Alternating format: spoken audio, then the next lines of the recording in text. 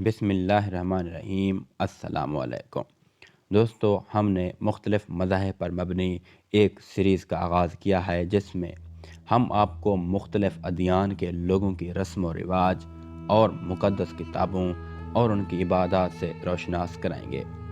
और आज का हमारा मौजू है हिंदू धर्म। लेकिन आगे बढ़ने से पहले गुजारिश है कि हमारे चैनल को लाइक करें, सब्सक्राइब करें और बेल आइकन पर ज़रूर क्लिक करें ताकि हर नई आने वाली वीडियो आपको बर वक्त मिलती रहे और हमारी हौसला अफजाई होती रहे।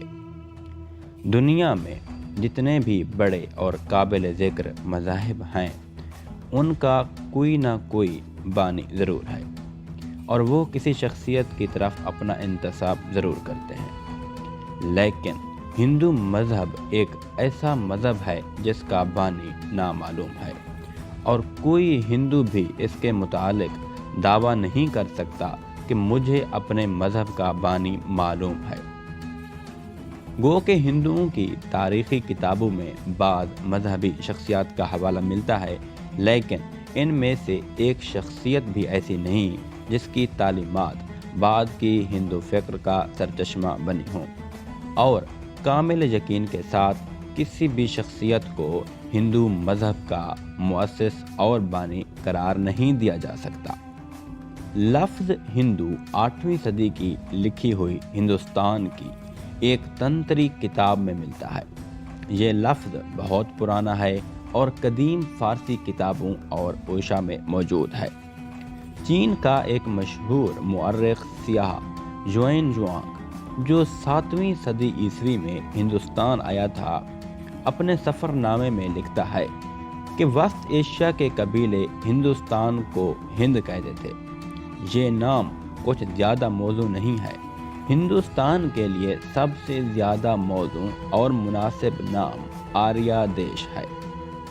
बाज़ लोगों का कहना है कि आर्या कौम जब हिंदुस्तान आई तो कदीम बशिंदे अपना कदीम मज़हब और इबादत गाहें रखते थे। ये काले रंग के लोग थे, इसलिए इन्हें हिंदू कहा जाने लगा क्योंकि हिंदू के मायने काले के हैं। गालिबन ये लफ्ज़ फ़कत आने वालों ने मफ्तूहा कौम के लिए तजवीज़ किया। बिल्कुल इसी की तायीद में पंडित लीख राम अपनी किताब कुलियात आर्या मुसाफिर में कहते हैं कि हिंदू के मायने चोर, काला और चौकीदार के हैं और ये नाम भी हमें मुखालिफिन ने हकारत की बिना पर दिए हैं। इसलिए हमें अपने आप को आर्या कहना चाहिए क्योंकि आर्या के मायने मुहज़्ज़ब और शरीफ लोगों के हैं। अगर हिंदू मत की बात की जाए तो हिंदू मत दुनिया के कदीम तरीन मज़ाहिब में है। इसका आगाज़ हिंदू आर्याओं की आमद 1500 कबल मसीह से हुई। हिंदू मत की जामिया तारीफ़ मुमकिन नहीं क्योंकि हिंदू मत इन मायनों में कोई मज़हब ही नहीं है जिनमें यह लफ्ज़ इस्तेमाल होता है। मज़हब के लिए ज़रूरी है कि उसका एक मरकज़ी अकीदा हो जिस पर उसकी बुनियाद रखी गई हो, मगर हिंदू मत में हमें कोई भी मरकज़ी अकीदा नहीं मिलता। मुख्तलिफ़ तबके और गिरोह जिनके अकायद, इबादत और कुतुब वगैरह भी एक दूसरे से बिल्कुल जुदा है। और फिर हिंदू मज़हब किसी एक शख्सियत से वाबस्ता ही नहीं और ना ही इसका कोई बानी और ना ही कोई रहनुमा है।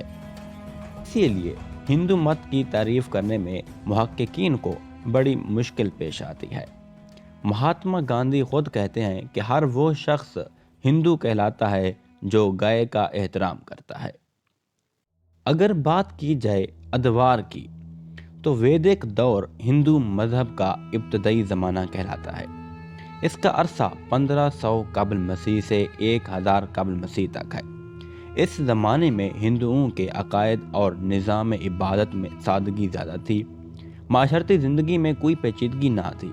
इस दौर की खसूसियात अरवाह और कसरत परस्ती पर मबनी है। इस दौर में हर उस शय को माबूद करार दे दिया गया जो इंसानी जहन को मुतासर करने का सबब थी। इस दौर में मजहबी तालीमात पर ज़्यादा तवज्जो नहीं दी गई।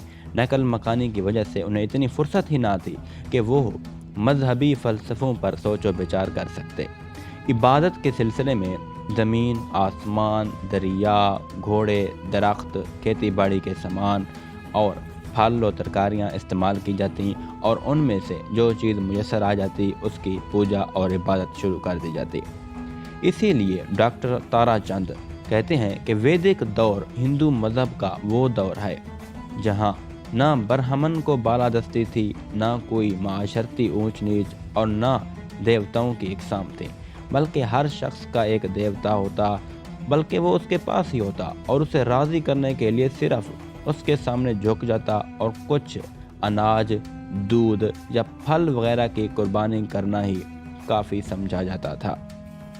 اور اسی طرح ویدک دور کے بعد برہمنوں کا فلسفہ پروان چڑھا، ہندو افکار میں وسعت و گہرائی اور نظم و ضبط پیدا ہوا۔ اس سلسلے میں جو مذہبی مواد پیش کیا گیا وہ منظم اور مرتب تھا، البتہ یہ مدون نہیں کیا گیا تھا کہ ایک عرصہ تک یہ سینہ بسینہ چلتا رہا۔ البتہ یہی وہ دور ہے جس میں ہندو عقائد اور مذہبی تصورات میں انقلاب پیدا ہوا اور اس انقلاب نے بڑے دیر پا اثرات ہندو معاشرے پر مرتب کیے۔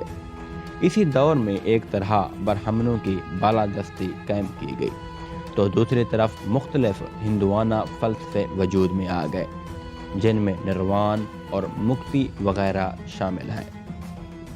ہندو دھرم یا ویدک دور میں بے شمار دیوتاؤں کی پوجا کی جاتی تھی۔ ہندو دانشوروں اور فلسفیوں نے ہزار ہا برس کی سوچ اور فکر سے نجات کے مختلف طریقے ایجاد کیے جن کی بنیاد مختلف فلسفوں پر رکھی۔ اس کے علاوہ متفرق عقائد اور متعدد نظریات ایک ساتھ چلتے رہے۔ جب ان عقائد کو رائج ہوئے کافی زمانہ گزر گیا تو کسی کو یاد نہ رہا کہ کون سا عقیدہ کہاں سے آیا۔ قدیم ہندوستان کے حکماں اور دانشور حق و باطل میں تمیز کرنے کی بھرپور کوششیں کرتے رہے، تاہم یہ سب خیال آرائیاں اونچے طبقے کے فلاسفر تک محدود رہیں۔ ہندو عوام نے ان عقائد کا ایک عام فہم ملغوبہ تیار کر لیا جسے مقبول عام ہندو دھرم کہا جاتا ہے۔ ان میں سب سے نمایاں عقیدہ تری مورتی کا عقیدہ ہے جو جدید ہندو مذہب کی بنیاد ہے۔